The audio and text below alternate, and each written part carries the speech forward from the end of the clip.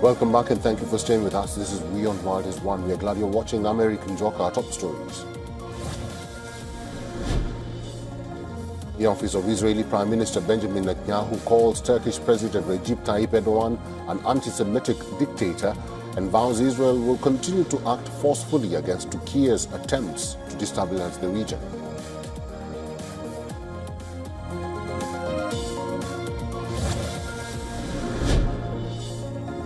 A retired Russian FSB Major General Igor Laptev, whose business supplied communication equipment to Russia's defense ministry, was found dead in his Moscow apartment, and that's according to reports.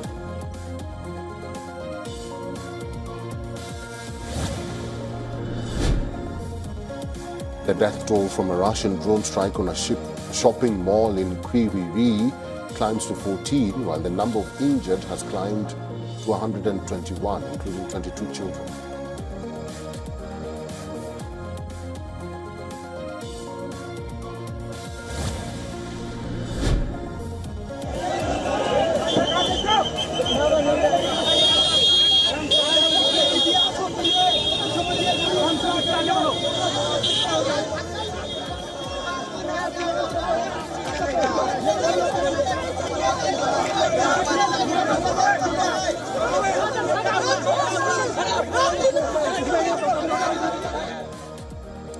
An altercation breaks out between police and students protesting against alleged Jharkhand recruitment exam irregularities in Ranchi, with the protesters attempting to burn effigies of Chief Minister Hemant Soren and Congress leader Rahul Gandhi.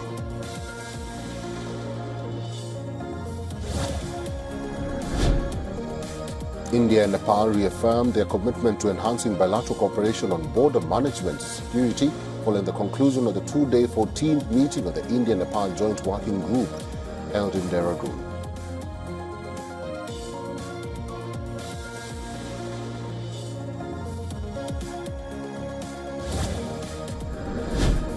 A man armed with a sword injured several people at a Swedish high school, and one person was later detained, according to authorities, triggering a massive response from emergency services.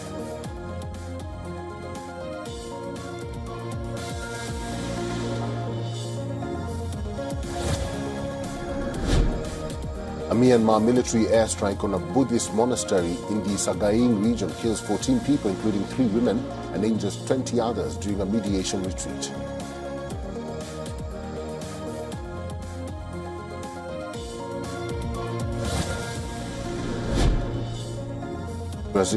President Lula da Silva urges President Trump in a phone call to resolve their country's trade dispute, saying that U.S. tariffs were imposed on baseless grounds.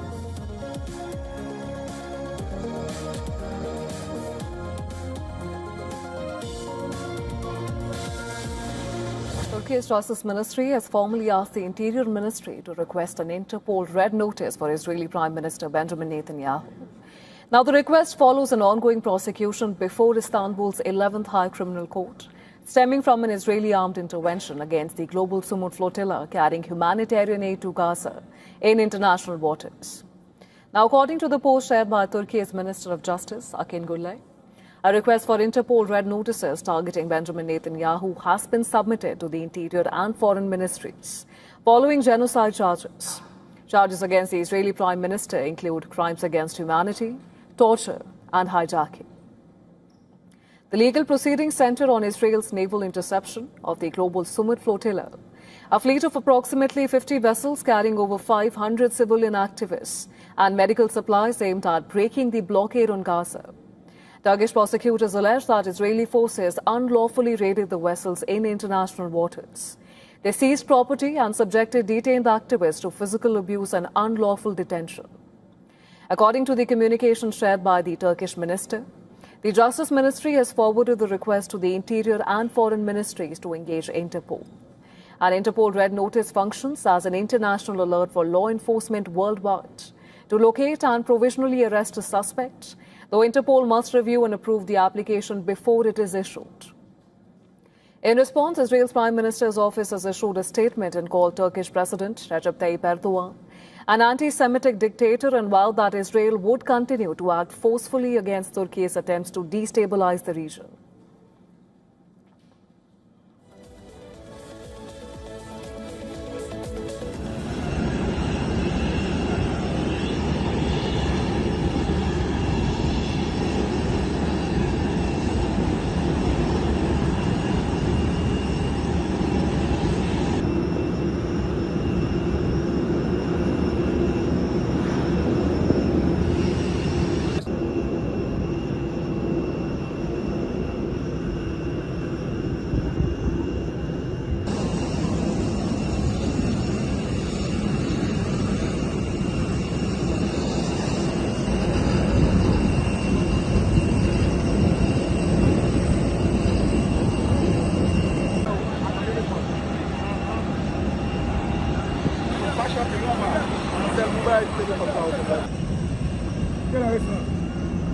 no, tranquilo, Luis.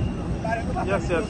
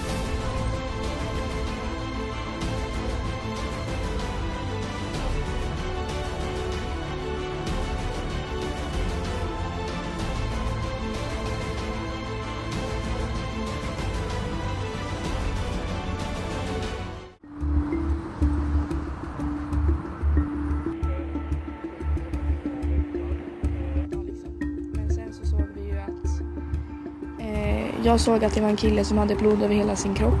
Eller på ryggen i alla fall. Och sen såg jag att polisen och alla kom liksom. Och då berättade lärarna att vi måste vara kvar.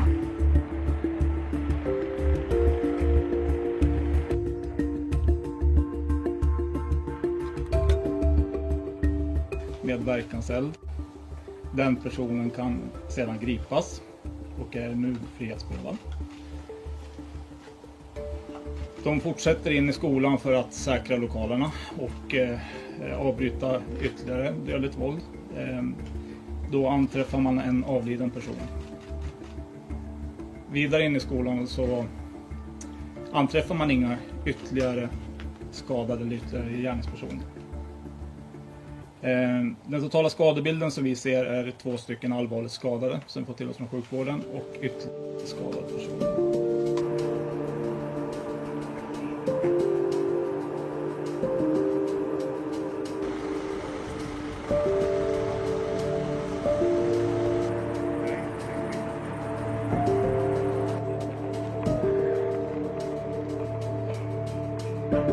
A 35-year-old U.S. woman has been charged with plotting an ISIS-inspired attack on the New York State Capitol in Albany.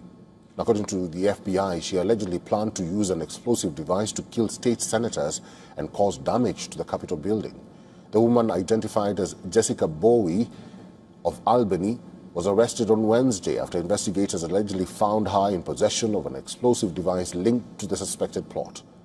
Bowie made her initial appearance in federal court on Thursday and faces the charge of attempting to provide material support and pledging allegiance to ISIS. She also voiced support for terrorism through her online posts. Further chilling details emerging from the investigation revealed that the attack was foiled just weeks away from the anniversary of the 9/11 terror attacks. Jessica had been under surveillance for more than a month while she communicated with at least one confidential informant posing as an ISIS facilitator. She even planned to come back for another attack at the Times Square during New Year's Eve and even wanted to target the White House and the U.S. president.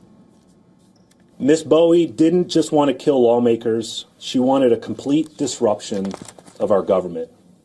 And after that, she planned to flee the country and one day come back to, quote, do more, such as New Year's Eve in Times Square, even stating she would come back to attack the White House and the president, but only after she bombed the state capitol.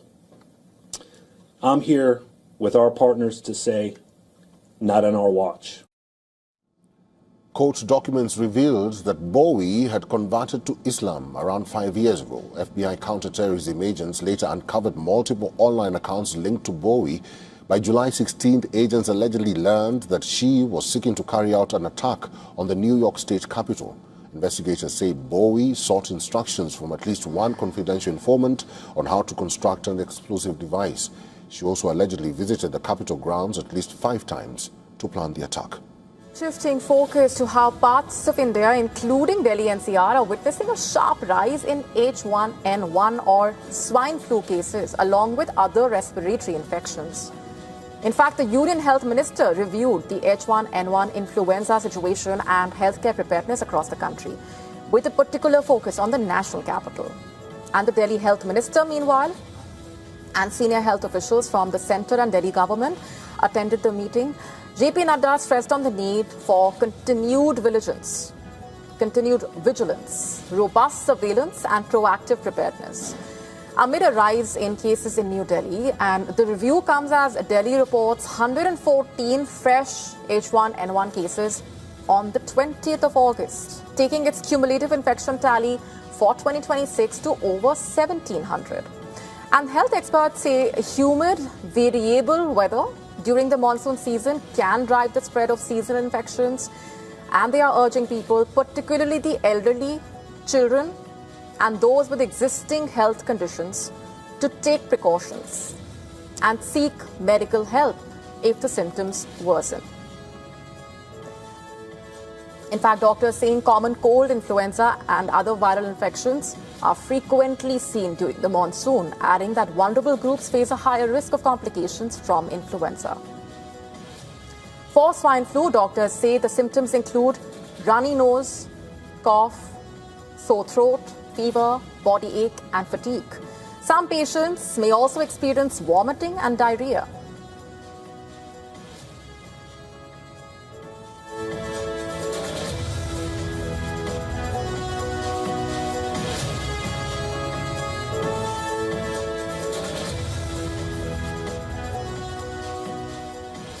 In fact, in a Bengaluru school, 2 students have reportedly tested positive for swine flu, and more than 500 students and 21 staff members have reportedly developed flu-like symptoms. A Bengaluru hospital has also reported an increase in seasonal H1N1 cases. Doctors saying that around 5 to 6 patients are reporting flu-like symptoms every day, with some of them requiring hospitalization. Mild cases are generally managed on an outpatient basis with symptomatic treatment and self-isolation at home. Health experts are urging people to maintain respiratory hygiene and wear well-fitted masks in crowded places. A public health investigation has been ordered in Madhya Pradesh, meanwhile, where a 62-year-old woman from Ujjain who had reportedly tested positive for swine flu died at her home on the 19th of August. The woman was discharged against medical advice a day before her death. Authorities are urging people to take necessary precautions, including avoiding contact with people with symptoms and crowded areas. People with flu-like symptoms have been asked to wear masks and limit outdoor exposure. While Americans are watching the geopolitical crisis overseas, public health officials, they are monitoring another threat at home. West Nile virus. It is spreading across the United States. According to the recent CDC data cited in the reports, cases has been reported in 32 states as of August 18. The DCC's surveillance system has recorded about 222 human cases of West Nile virus disease, including 156 neuroinvasive cases. Well, the more severe one that can affect the brain and nervous system. And the map tells us even bigger story here. The virus is not only being detected in people.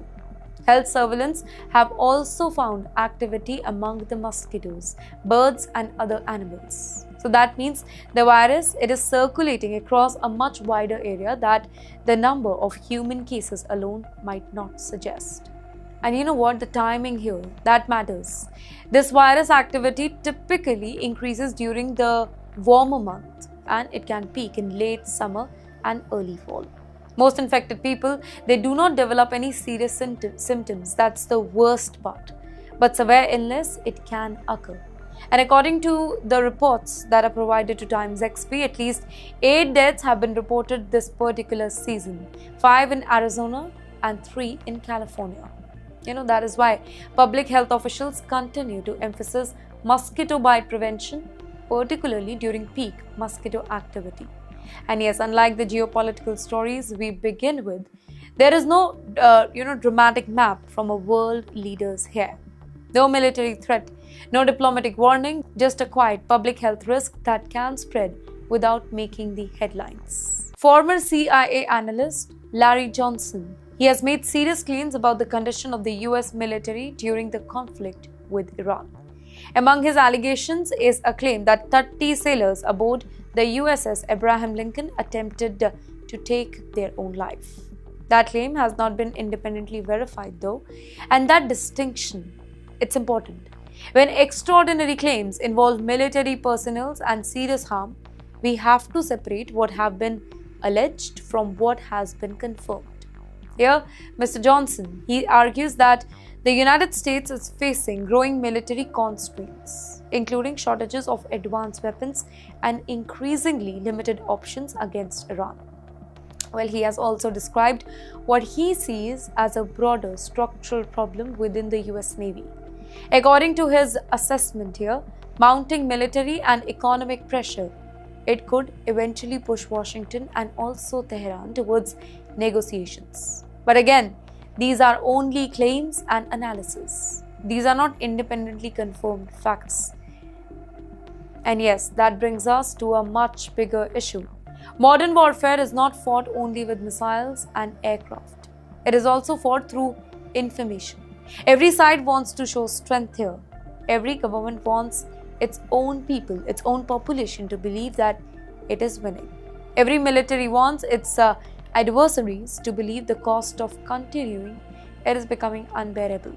And that's exactly why claims about battlefield losses, it needs careful scrutiny. Data centers have become this huge flashpoint across the country, and even in some cases, turning violent. A small town in Iowa is just the latest example.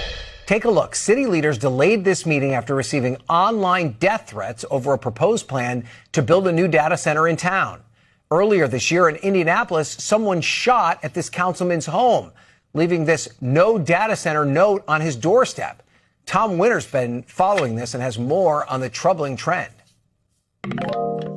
Yeah, Ryan, as you know, for the past year, we've been focused on data centers and we've been focused on the electrical usage. Is there enough power on the grid to be able to supply electricity to not just data centers, but to the homes of businesses that already have them? Is there enough water, enough ability to air condition these data centers that throw off a lot of heat? There's been debate locally about the appearance of these data centers, not exactly masterpieces in architecture.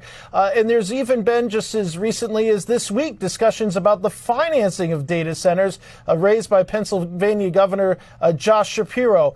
But the idea of threats over these data centers, particularly focused on politicians, is something, as you suggested, is really starting to come to the forefront here, and is even in one instance involved the FBI. There was an incident in April of this year where 13 shots were fired, as you mentioned, into a Councilman Ron Gibson's home in Indianapolis. The FBI is taking a look at that case. So far, no arrests that we're aware of. You've got an incident just a couple of days ago in Marshall, Michigan, where there was what's been described as a legitimate or credible death threat there to the city council as they approved a one-year moratorium on data centers. In Salix, Iowa, there was a discussion in threats that were made following a consideration by the city council there for a one-year data center moratorium, and then additional death threats in Emporia, Kansas, that led to city council members there having virtual meetings, going back to something that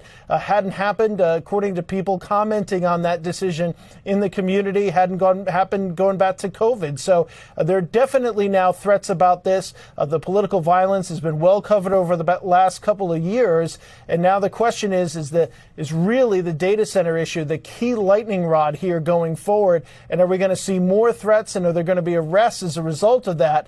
It just points to the fact that this is really becoming a heated debate. Well,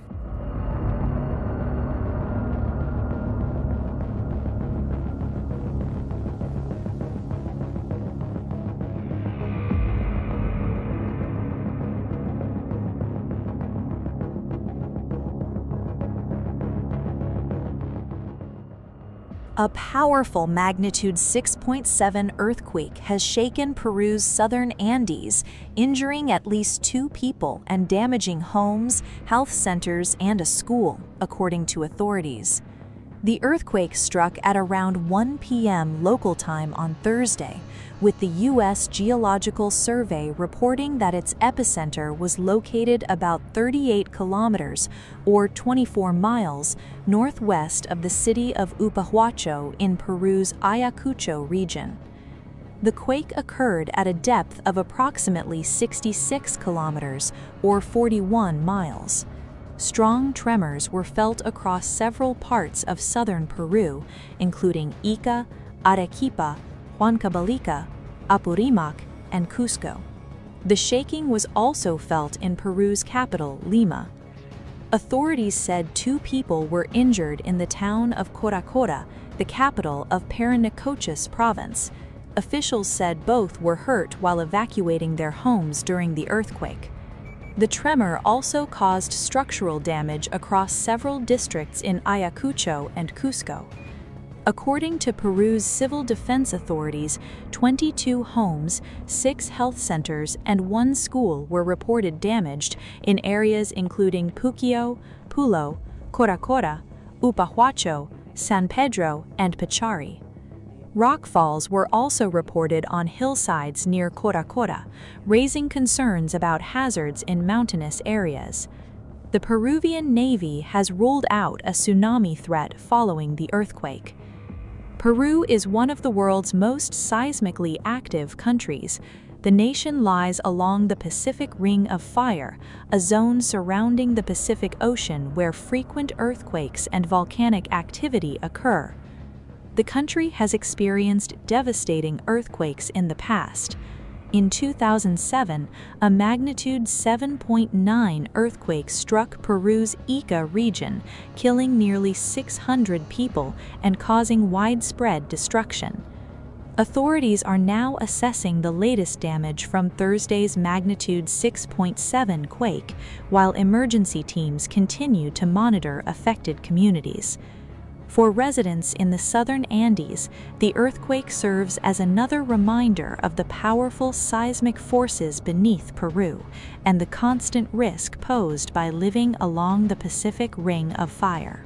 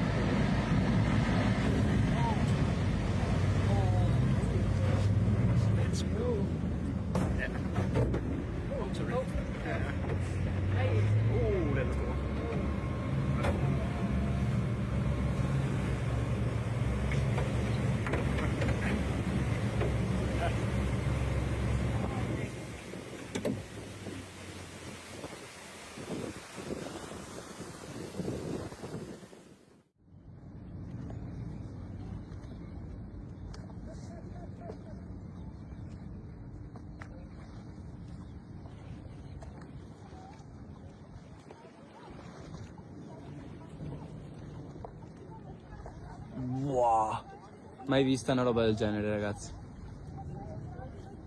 Mai vista una cosa del genere. Cioè, è impressionante. Impressionante. Guarda che roba. E continua fino a di là. Però fa paura. Bellissimo. Bellissimo.